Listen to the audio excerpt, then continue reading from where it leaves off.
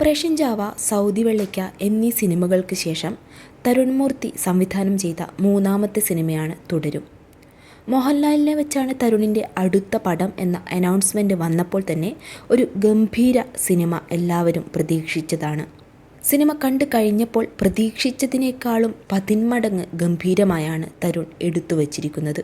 ഈ അടുത്ത കാലത്തൊന്നും ലാലേട്ടൻ ഇത്ര അഴിഞ്ഞാടിയ ഒരു സിനിമ വന്നിട്ടില്ല. അതിഗംഭീര പെർഫോമൻസ്, തിരക്കഥ അതിലും മികച്ചത്. മലയാളികൾ ഒട്ടാകെ വർഷങ്ങളായി കാത്തിരുന്ന ലാലേട്ടൻ മാജിക് അത് തിരിച്ചു വന്നിരിക്കുന്നു.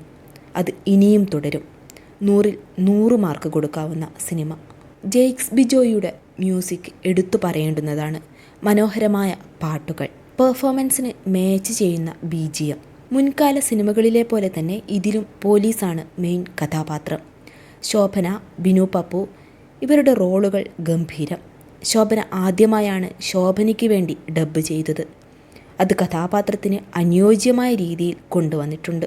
കിടിലൻ പെർഫോമൻസ് ആയിരുന്നു പോലീസ് വേഷത്തിൽ ബിനു പപ്പുവിൻ്റേത്. മെയിൻ വില്ലനായി വന്ന കഥാപാത്രത്തിൻ്റെ പെർഫോമൻസ് മോഹൻലാലിൻ്റെ പെർഫോമൻസുമായി കിടപിടിക്കുന്നതായിരുന്നു. സ്ക്രിപ്റ്റിന് വേണ്ടി മോഹൻലാലിനെ ഇത്ര ഭംഗിയായി ഉപയോഗപ്പെടുത്തിയ ചിത്രം ഈ അടുത്ത കാലത്തൊന്നും വേറെ ഇല്ലെന്ന് തന്നെ പറയാം. എടുത്തു പറയേണ്ടുന്ന മറ്റൊന്ന് ഛായാഗ്രഹണമാണ്. അതിഗംഭീരം.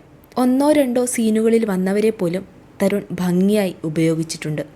സിനിമയുടെ പ്രൊമോഷൻ സ്ട്രാറ്റജി സിനിമയ്ക്ക് നല്ല രീതിയിൽ ഗുണം ചെയ്തിട്ടുണ്ട്.